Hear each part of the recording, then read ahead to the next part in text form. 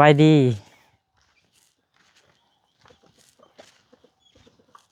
สบายดีเศร้าดีสบายดี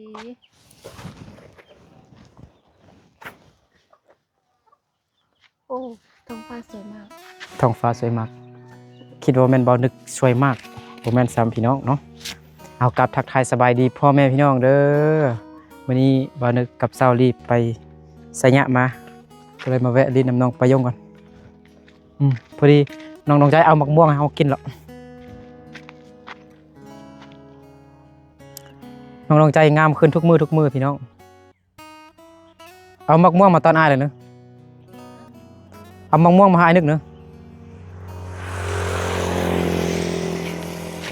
เอาหมักม่วงมาตอนอ้ายนึกแล้วน้องดวงใจ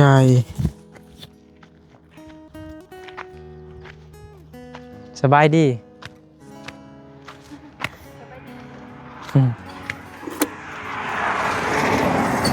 ยังมาผู้เดียวบ่ผู้บ่าวเด้ผู้บ่าวน้องดวงใจบ่มาซ้ำบ่มีซื้อน้ำเย็นๆน้ำหวานให้ซองเซียวนี่ก่อนมื้อนี้บ่นึกกับเซาลีไปไสยะไปในเมืองพี่น้องเนาะพอดีมีผู้ใหญ่ใจดีเพิ่นฝากเงินมาให้ซื้อพาน้องนาลีเนาะน้องนาลีน้องล้านข้องน้องไม้น้องแม่หางไม้อยู่บ้านห้วยสะแงมให้บ่นึกนี่ไปพาไปซื้อเป็นที่นอนแล้วก็มีอย่างไรพัดลมแล้วก็สุดนังเฮียนเด้เนาะพอดีมีผู้ใหญ่ใจดีเพิ่นอยู่ทางฝั่งไทยเนาะซุปนิ้วเอาเป๊ปซี่เอาให้พ่อน้องประยงเนาะเด็ดฮอน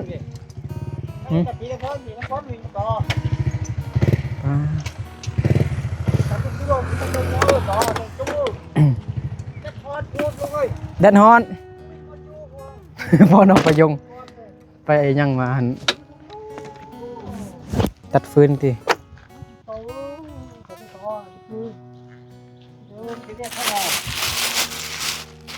ขนมนี้ให้เขาแบ่งกันเอาให้อาปงเลยอาปงไปตัดฟืนบอกไปเอาฟืนนำแม่บอกส่วนน้องประยงเหมือนเฝ้าเฮือนเอาเมื่อกี้ว่าฮอดใส่หรอเอาเรื่องน้องนาลีอยู่ห้วยเสงี่ยมน้องผู้ใหญ่เพิ่นฝากเงินให้ซื้อเป็นผ้าเสื้อที่นอนพัดลมแล้วก็ชุดน้องเฮียนเด้น้องนาลีสิเข้าเฮียนต่อพี่น้องเนาะตอนบ่นึกกับเซาลีกลับเนี่ยก็เลยมาแวะลิ้นน้ำน้องประยงก่อนสบายดีพ่อสบายดีลูกเอ้ยไปยังมาไปไปเขาปลูกเงินปลูกเงินปลูกเป็นปุ๊บใช่นะเป๊ปซี่แล้วก็แม่ก็ตัดพื้นแม่กับประยงตัดพื้นสิมวยเราพอใส่เข้าปลูกเก่งหนาปลูกเก่งเงาเหนียวเคยร้านปลูกร้านผู้เดียวผมไม่5 คน10ขึ้นดวงใจเอาอันใดอันนี้หรืออันนี้เอาอันนี้อาปงประยงสบายดีประยงพวกเรามองไปเราพอแต่ถ้าพ่อจังไงนี่คนพ่อจับในป่าเงาเราพ่อจิ้มพ่อเลยโอเคพอประยงสิไปจับปั๊มปะไงเซลล์ส่วนเงินโอนค่าเครื่องนี่ก่อยเอาอาปงเลยไปทำแม่ไปนี่ไปหาอาปงบ่ฮอดอาปงเอาขนมหาอาปงเอาถึงเกลือข้าวเลยเกลือข้าวเกลือของใช่ของยางเนี่ยซื้อปั่นซื้อให้ถ้าเราใช้แรงถึงเรื่องอย่าง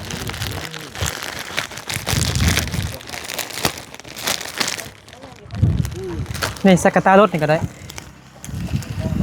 ใส่เบาะแล้วเนาะนี่ก็ได้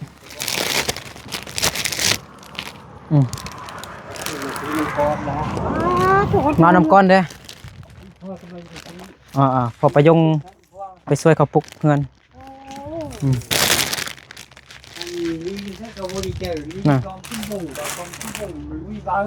มวยบ้ามันมีแต่อันนั้นเนาะมีแต่ลำมีแต่กิ่งมีแต่งาโทรถามประยงพ่อแม่เด้พ่อแม่ไปเอาฟืนมาสั่นเอาประยงก็บอกไปนำพ่อแม่ เราไปย่องว่าเบิ่งเฮือนว่าซั่นบ่มีคนเบิ่งเฮือน ไปยังตกล่าอยู่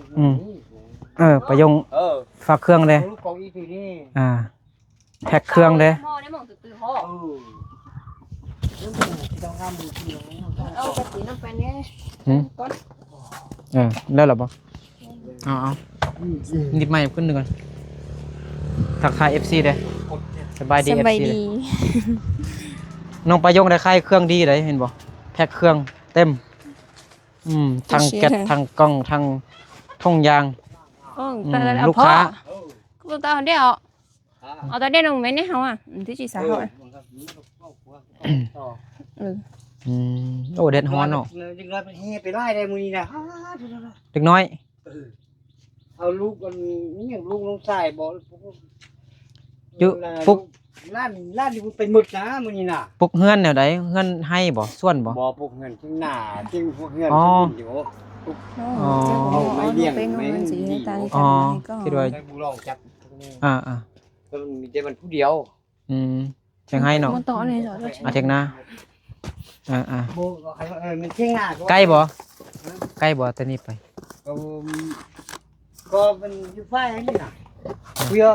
หรือไอ้หนึ่งก็ตัวเป็นเรื่องหรอก็บนมันเกี่ยวไปนี่นะ น้ำเรียบ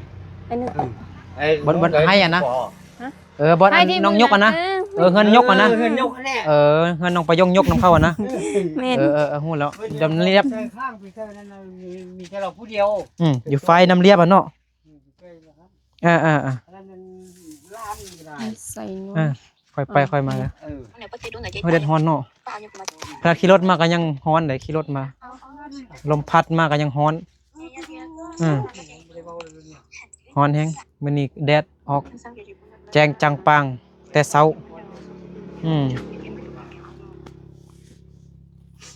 แดงนาคงกับแม่คงหันเยอะๆคุณดูสิโป้พอเอาครึ่งนึงกระจังรถเลยนะลูกนั้นเอาลูกอยู่ในประโยคเขาเด้อทำประโยคพ่อแม่ไปตัดฟืนว่าซั่นแม่ตัดฟืนเราตัวแรกพอจะเอารถขึ้นร้านขึ้นทางนี้นะแต่แดดบ่ได้พอตั้งมาแล้วแดดบ่เราเขาบ่ร้อนคนขึ้นรถนะ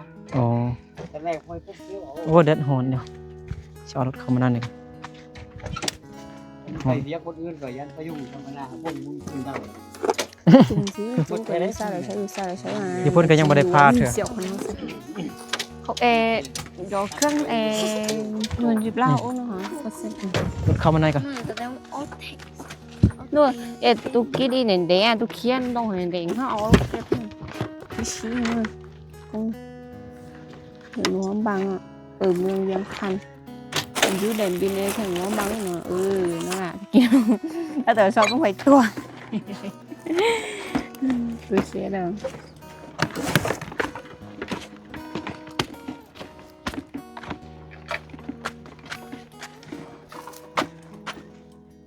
mình chọn tụi lấy báo to là chính thức xía làm gì á cẩn thận không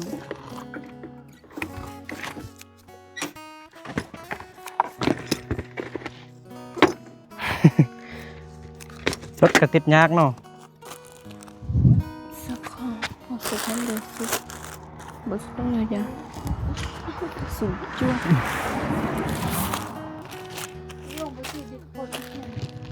โม่ไม่ได้ซื้อบิ๊กโฟดบิ๊กใหญ่หั่นน่ะยังเห็นแจงดีนะเอาบิ๊กน้อยนี่ได้เขียนลืมไปลืมมาอยู่câu luôn tôi kêu chi sao rồi muốn chơi bây giờ sau game bơi sụp tông tôi cá này gì sao lên chỉ nhóc cá ở น้องไปโยงสิรวยบัดนี้แหละเนาะลูกค้าหลายมีจักคนลูกค้านะ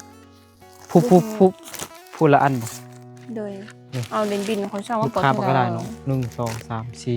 เดนบินตัวบังอ่ะ5 6 7 8 9 10 11 12คนช่วงนี้ได้ขายดี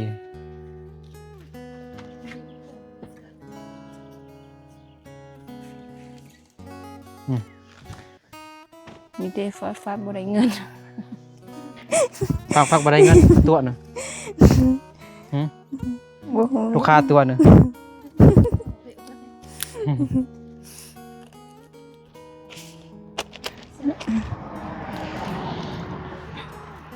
ปาด เย่ๆ ถ้าเครื่องหลายเนาะแต่เซายังบ่แล้วเท่านั้นนี่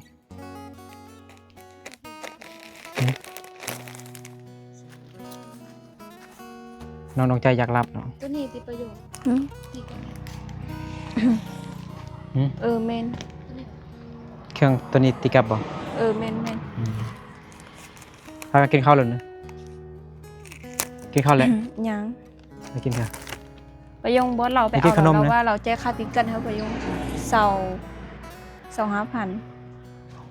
ค่าเครื่องเสาเก่า เห็นบ่ต้องไปยงแพ็คเครื่องแต่เช้าพุ่นน่ะฮักก็แล้วว่ายังบ่แล้วนะ เซ็นเท่านั้นบางคนนั้นก็ยกพายในสุดเจ้าของคนในสุดแจ้ค่าติดกันหนึ่งใส่โถ ติดกันเป็นดอกชิ้นอะไรกัน chỉ cầm lầy bóng phẳng sao ở nhà sâu cậu bé chia đi cái ngay fan mà đi để tao tao chứ này mình น้องลองใช้ใบไข่เนาะ bây giờอยู่khác thì lúc khác thì mấy nha แต่มันคือติดกันมาเช็ดค่ะ chứ mà ờ.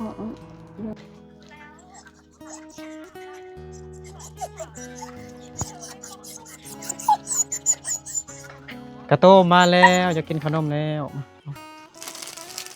ขนมนะเอากินเองไปข้าไปหาลูกไปโอลี กัดแห้งละตุ่มแตกเด้กระโตอยากกินขนมเอากินเองเด้อชิกินเองเด้อ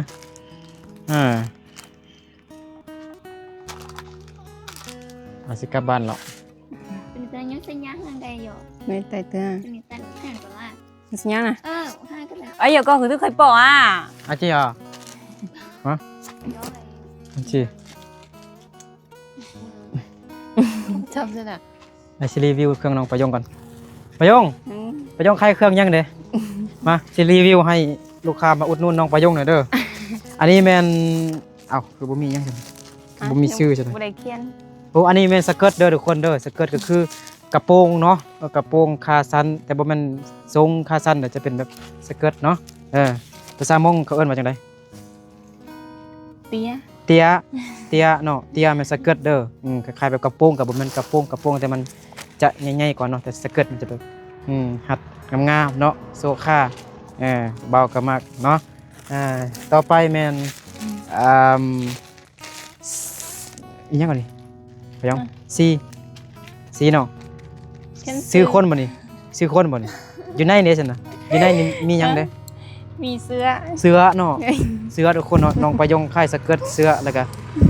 มีหลากหลายสินค้าเนาะผู้ใดสนใจ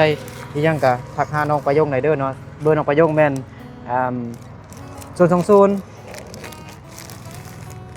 020เบอร์น้องประยง020 บนชื่อเบอร์ เอาคิวท้าอยู่น้องประยงถ้าเบิ่งดูซั่นน่ะบางทีมีลูกค้าอยู่ทางฝั่งไทยเพิ่นอาจจะช่วยน้องประยงได้เพิ่นสิอุดหนุนน้องประยงอันนี้เด้อันนี้มันยังนี่อยู่ไหนนี่เสื้อคือกันบ่ อันนี้มี แข้งๆไว้เสื้อเนาะเสื้อทุกคนเนาะส่วนใหญ่ก็เป็นเสื้อผ้าหน้าเพศทุกคนเนาะอันนี้เด้อันนี้เฮ็ดแพ็คหมดแล้วเนาะเนาะยังคือบ่มีชื่อซั่นน่ะกำลังเขียนอยู่นี่บ่แม่นบ่ เลยอันนี้ ติดชนิดเห็นบ่ เลย สกอตติดเนาะพี่น้องอันนี้57แม่นบ่แม่นบ่ 53 เขียนเบอร์เขาส่งตัวสุดท้ายเนี่ย เสื้อหมดบ่ เลย อยู่กล้องอันเด้กล้องมันหยังกล้อง iPhone 18บ่ iPhone 18ยังบ่ออกเทื่อว่า iPhone 18แล้วอีหยังล่ะกล้องอีหยัง กิฟต์ มีกิฟต์เด้อทุกคนเนาะกิฟต์ผมแม่นบ่ เมน ผมเนาะผู้ใดอยากช่วยอุดหนุนน้องประยงก็ทักมาทางเฟซน้องประยงก็ได้เด้อหรือว่าทักหาเบานึกหาเบานึกก็ได้เบานึกจะส่งเบอร์หรือว่าเป็นเฟซเป็นWhatsApp เนาะแต่ว่า LINE นี่น้องประยงบ่ได้ลิ้นแม่นบ่ลิ้น LINE บ่ฮู้ LINE บ่บ่ฮู้เคี้ยวๆหั่นนะแต่บ่แม่น WhatsApp เลยคนไทยมักลิ้น LINE ลิ้น LINE มื้อนี้น้องประยงก็ได้ แพ็คเครื่องหลายแฮงพี่น้องเนาะลูกค้ามาสั่งเครื่องน้ำน้องประยงหลายÊ ơi, của chị tao không ra là cái không.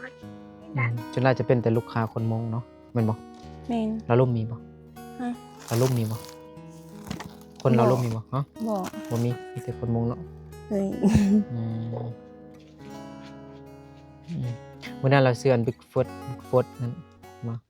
เขียนจริงจังดีเขียนชนิดเลยนะ Chị thằng đây. บิ๊กฟุตบ่ต้องไปจิกเจียเสียปึ้มนี่เสียปากกาน้อยบิ๊กฟุตใหญ่หันเขียนซะเลยบ่แพงดอกการหนึงก็2 ล้านปลาย เอาอนุสิทธิ์ อนุสิทธิ์น้ำปุ๋ยนี่ใช่หรอ อนุสิทธิ์น้ำปุย Ở nơi có từng phăng lỗ. ที่น้ำปุ๋ยบ้านเวียนเจริญเนาะจ้ะวะ บ้านเวียงเจริญ Sao tổ? เลยจะของเซอ เออ ร์ เวียง น้ำเป็ เจ ด ริญน้ำปุยเวียงเจริญ เวียนเจริญเท่าจ้ะ บ้านน้ำปุยกับเวียงเจริญติดกันอยู่หั่นน่ะ ที่น้ำปุ๋ยก็ได้นี่ น้ำปุยก็ได้ เออ เวียงเจริญก็ได้ติดกันอยู่หั่นน่ะเวียงเจริญอยู่ทางนี้ แต่มันเวลาหาไปพุ่นเรามันจะอยู่เบื้องซ้ายมันจะมี3 แยกลงไป เวียนเจริญเท่าจ้ะ ข้ามขั้วไปฝั่งนั้น เดี๋ยวเขาเจริญนะ Chân lươn. เวียนเออ ใช่ไหม เวียงเจริญจะเริญ เจริญ เวียงเจริญ เจริญนะ จะเรือนก็ให้น้องประยงไข่เครื่องมันปังขอให้ร่ำรวยเงินทอง Chân lươn này. เด้อ อ้าวไม่ใช่จ้ะเวียนเออ มาที่ไหน เวียนได้ก่อ กับแม่นเหรอเด้นอนก ลืมภาษาลาวเหรอนึกเรียนภาษาลาวตลอดนอนกยังเจริญแม่นบ่แน่ใจเลยลูกค้าแต่ละคนนี่บ่ได้อยู่เมืองบ้านเมืองเดียวกันเลยเนาะอยู่ต่างเมืองต่างแควต่างกันเนาะคนก็อยู่เชียงควางบางคนก็อยู่พงศาลีอยู่โลกหัวบางไปก็พอได้อยู่บ่ได้กำไรอยู่บ่น้องประยงก็พอได้อยู่บ่ ในน้อยนึง ในนั้นนึงมันอายนึกสิคายคือน้องนี่แหละทันใด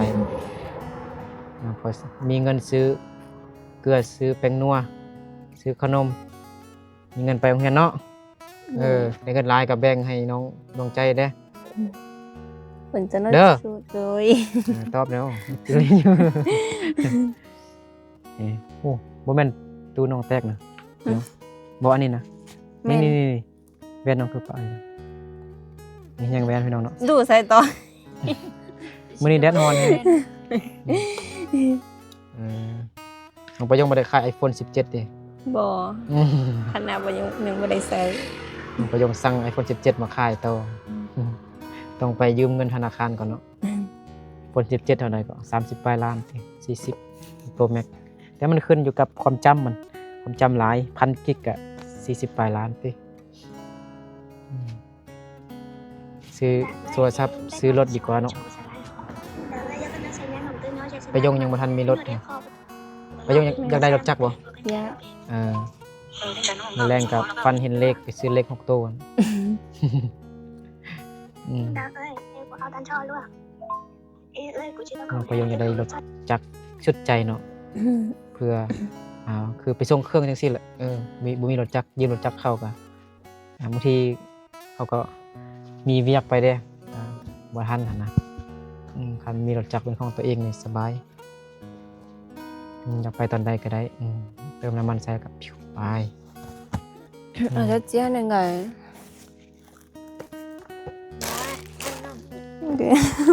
นั่นจูจิปวดตาเลียสารแล้วนะ รถจั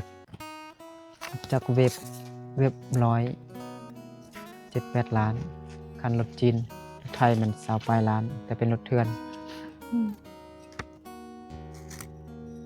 คันมีใบครบเบิดคือรถอายมัน50 ล้าน โอ้ยหนึ่งเราใช้ชื่อร้านนั่นหรอ นี่เดเบอร์ผู้ใดเบอร์น้องประยงบ่ เรียกว่าเบอ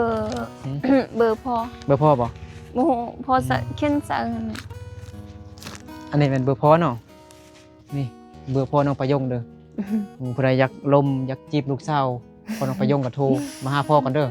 นี่02093477622 เนาะติดอยู่ไม่คืนเลยเนาะไปสนใจ อ๋อบ างทีบ่แม่น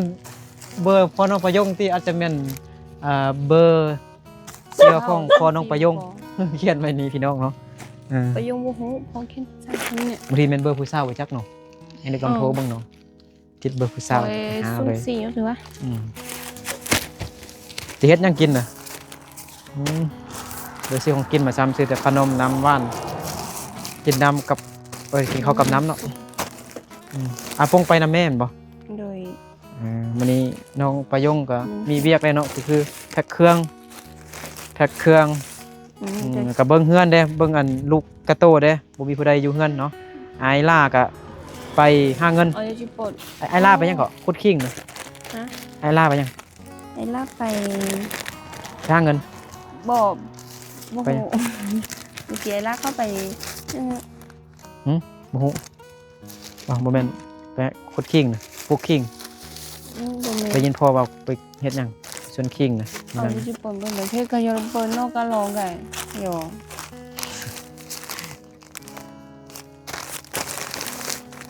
เบอร์นอกก็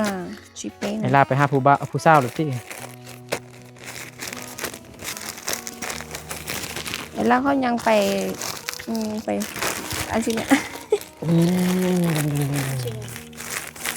ลากแบบไปต่อไฟอ่ะ ภูมิใจ ไม่นอนอีกแล้ว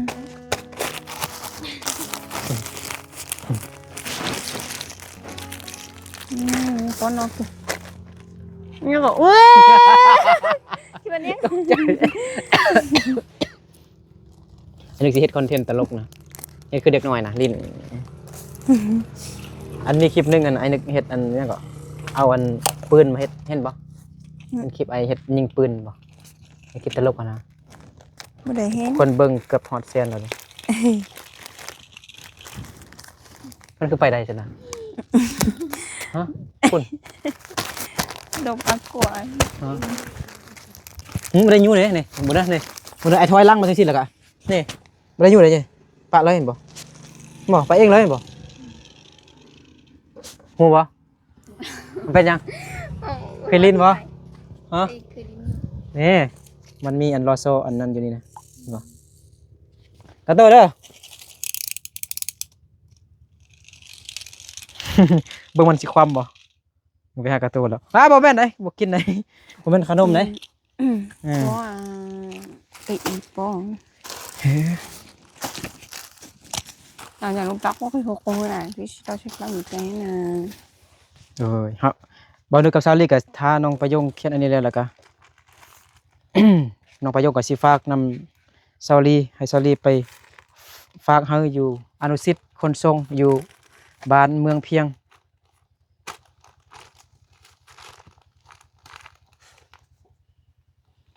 น้องประยงยังบ่ได้เปิดบัญชีเถอะก็เลยให้ซาลีฝากให้ก่อนเนาะอีกเติม5 ปีข้างหน้าก่อนให้น้องประยงฮอด18 ปีก่อน20 ปีก่อน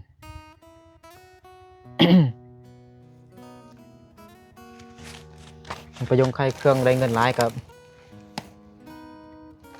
เอาเงินให้น้องดวงใจเด้อจาก2-3 พันเกยดวงใจ กิน เกยดวงใจก็อยากกินขนมเลย เลย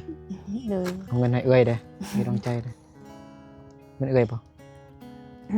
มูนะ น้องใจจักปีแล้วน้องไปยุ่งเลย 14 พอได้เป็นเอ้ยพอได้เป็นน้องไปยุ่งเป็นเอ้ยดวงใจแท้สมมุติพักโรงเรียนก็มีแต่เบิ่งล้านเนาะบ่ได้ไปยังฮะบ่เบิ่งหรอกบ่เฮอบ่แต่ละมือหั่นนะแบบบ่ได้ไปให้ไปส่วนบ่เบิ่งเฮือนเด้พ่อแม่ก็ไปไทย Thế เบิด tại IE họ không ăn muốn cho các tùng bữa đó น้องประยงถ้าสมมุติมีสังกะสีนี่ไปเฮ็ดเฮือนอยู่ดินมาหุ่นบ่ Đời อ๋อ Đêm มี nhà สัง vô กะ mì สีประมาณจักแผ่นเนาะประมาณ30บ่ Bố 30พุ่นเด้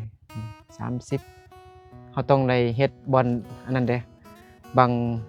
ฝนพระมาทางค้างพี่น้องเนาะ แต่บ่ฮู้ว่าเขาเอิ้นอิหยังวะภาษาบ่นึกมันเขาเอิ้นว่าเทิบภาษาไพลเขาเอิ้นว่าเทิบเนาะ sorry นี่บ่แม่นใส่แต่ทางนี้นะ Chưa sau cái đi Khang bơi này. chỉ ở nhóc cá liền สังกะสีแผ่นหนึงอันถ้าแม่นสังกะสีลาวก็ประมาณแผ่นละ 70,000 กีบหรือประมาณ100กว่าบาทหน่อยนึงเดี๋ยวนี้น่าจะขึ้นนั่นแหละ80 90แล้วที่บอกแผ่นหนึงมันก็อยู่มันขึ้นอยู่กับความยาวมันเด้มันยาวมันก็แพงเลยสังกะสีไทยนี่ก็แสนปลายแต่ว่าตอนนี้บ่ฮู้ว่า2แสนบ่จักต่อแผ่นหนึงเพราะว่าอีหยังก็แพงเด้แต่น้ำมันลดลงแล้วพี่น้องเนาะน้ำมันแท้ลิตรละ 34,000 กีบมื้อนั้น39มื้อนี้ 34,000 กีบแล้ว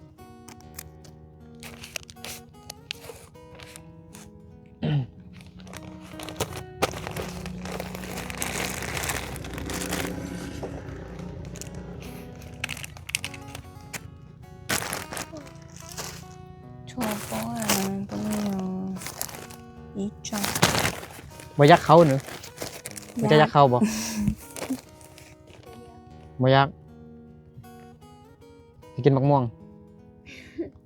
ไปเอาปลากระป๋องไปเงินไอ้วันน่ะเดี๋ยวเอาสิไปจ่ายเงินเอา2ป่องมากินกับเขา ý cho ไปยงไปเอา Bây giờ lớp bé nó ไปยงบ่แพ็คเครื่องแต่เช้าดิเนาะไอ้ฮู้ไอ้มาแล้วก็จึงมาแพ็คเนาะ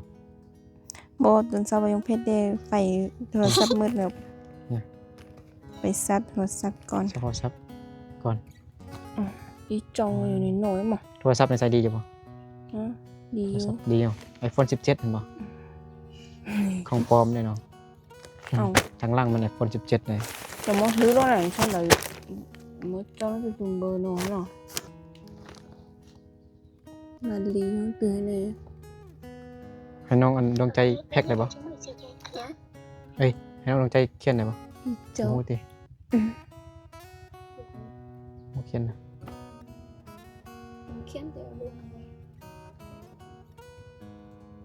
nó này đồ xí cười rồi อาจิ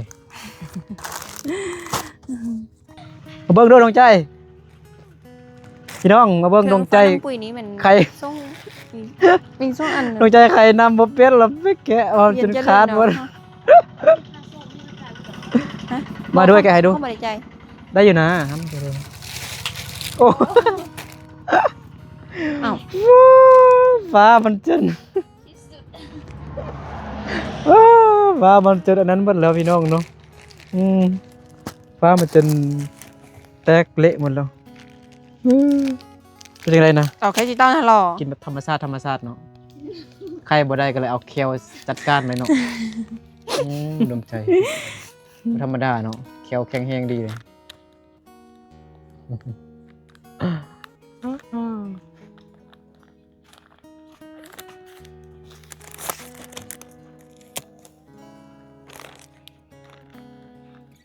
น้องประยงแพ็คเครื่องแล้วบอก đời ใส่เต็มท้องยางนี่ค่ะเอาไปโยนใส่คุ้มขี้เหงื่อจุด bỏ โมเมนต์นั้นสนใจ cái chưa hẳn đấy น้องประยงใส่เครื่องเต็มนี่แล้วก็โยนใส่ทางขี้เหงื่อจุดทิม เรียบร้อยเนาะ sẽ để gì นั่นคำน้องประยงอยู่หันหมดบ่ได้จะกีบสับอันโยนทิมลงทางขี้เหงื่อแล้วก็จุด ô chưa để gì ta tìm đây chưa được chưa อยู่เฮือนน้องประยงนี่มันอากาศเย็นดีเลยเข้ามาในเฮือนนี่เย็นดีเย็นดีมากวันนี้มันหนาวเลยผู้ใดอันซ่อมเฮือนหลังคานะผู้ใดแม่ก็พ่อบ่ đời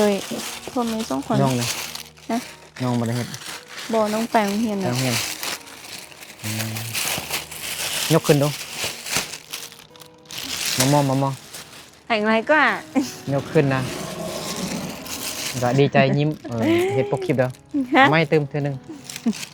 ยิ้มดีๆเดี๋ยว1 2 3 แต่เราท น้องประยงยิ้มดีใจแล้ว ลูกค้าหลายได้สั่งเครื่อง10 ไปเกือบ20 ไปอ่ายังก็เกือบ10 ไปอัน ำเขาเป็นก็ยังชิป ฟงคนนะเนาะว้าว thì tụi kia quay bó lô chỉ lại มันlấy cơ sẽ có dọ ăn chọn chào บริฝากหุ้งอรุณเนอะ sẽ có dọ chọn đi chào một pha anu xịt ơi giờ một bữa từ từ lần giờ một bữa từ này โอ้ยน้องประยงเมื่อยแหงแล้วแพ็คเครื่องลายพดเมื่อยสิเมื่อยคักต้องอดทนนั่นแหละก็เจ้าลายคนนี้สิมีเป็น1,000 ออเดอร์คนนะบางคนนะเป็น1,000 ออเดอร์คนเลย1,000 ออเดอร์คนก็ยังไวก็ได้เงินดี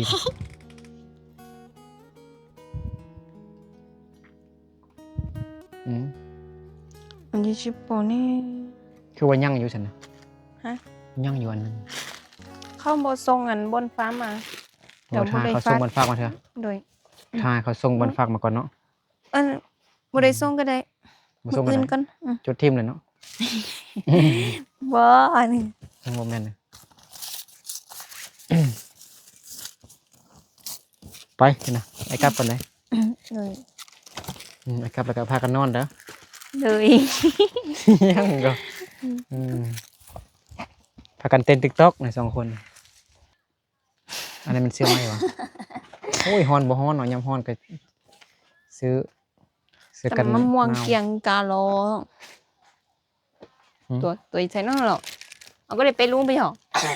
จักโมงแล้วดิ1 โมงแล้วบ่ อันเดินโอ้หมอตาอยู่ วันนี้เขา โอ้ เปิด หมอจะบอก อนุสิต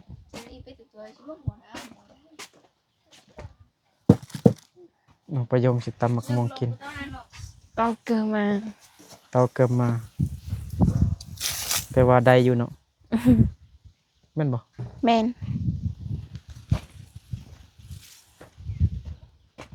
น้องใจ เตาเกิมมาน้องใจลองเสื้อไหมก่อนพี่น้องเนาะงามแฮงถึกกับคนเลยว้าวกอดผู้บ่าวคือสิอุ่นดีเนาะ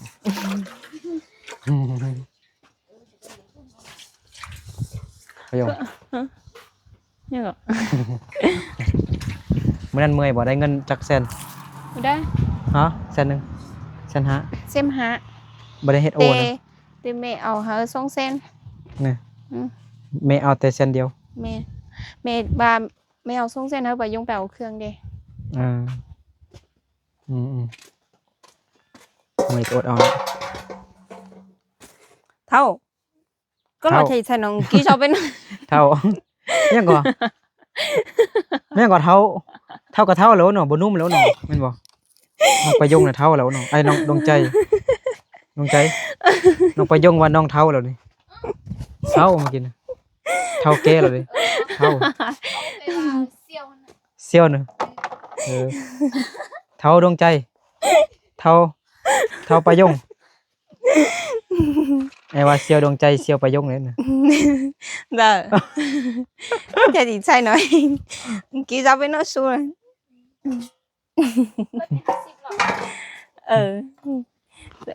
Này có thể tháo lại nữa. เท่าประยงเฮ็ดหยัง Tôm khẩu. ยังต้มข้าว บ่ได้ต้มข้าวเด้อ Nhưng บ่ต้มข้าว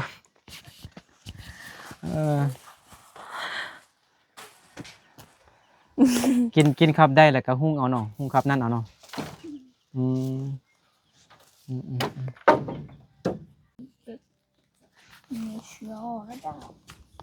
có thể nhiều xíu. เดี๋ยวให้เดี๋ยวกลับก่อนเด้อคิดฮอดอะไรบ่คิดฮอดได้แท้อะไรพยงให้กลับก่อนเด้อ Rồi. เบิ่งนี่ก่อน Mà đã lý chú. พยงกำลังแพ็คเครื่องอยู่ไปกวนพยง Kỳ bà giống khiến thịt.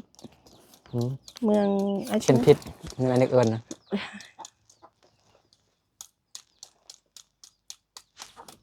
กินส้มไรระวังเคล็ดแคลเลย khăn viêng. ซีแคลบ่ได้เลย ฝนคือสิตกพี่น้องเห็นบ่ฟ้าอึมครึมอยู่ฟ้ามืดอึมครึมฟ้าบดนี่คือฝนสิตกหนักนั่นแหละแต่บ่มีผู้ใดกู้เครื่องเดี๋ยวเบิ่งกับซาลีกลับบ้านก่อนมื้อหน้าเจอกันใหม่น้องประยงสิไปขุดขิงนะมื้ออื่นนะฮะ โดย โอเคกลับก่อนได้เด้อ โดย เอาพี่น้องเดี๋ยวบอลกับซาวดีเดินทางกลับบ้านก่อนพี่น้องเนาะเราเจอกันในคลิปต่อไปเด้อขอบใจขอบคุณ FC เบิร์ดสุขุสุขคนที่เข้ามาติดตามรับชมคลิปน้องดวงใจน้องประยงน้องลีแต่ต้นจนจบเด้อเนาะขอให้ทุกคนจงอยู่ดีมีแห่งสุขภาพเข้มแข็งแข็งแรงเนาะขอให้ร่ำรวยเงินทองเบิร์ดสุขุสุขคนเจอกันในคลิปต่อไปน้องลีน้องประยงน้องดวงใจบายบาย FC ก่อนประยง บาย จุกมัวเนี่ย สอรี่จุกมัวเลยไปพี่น้อง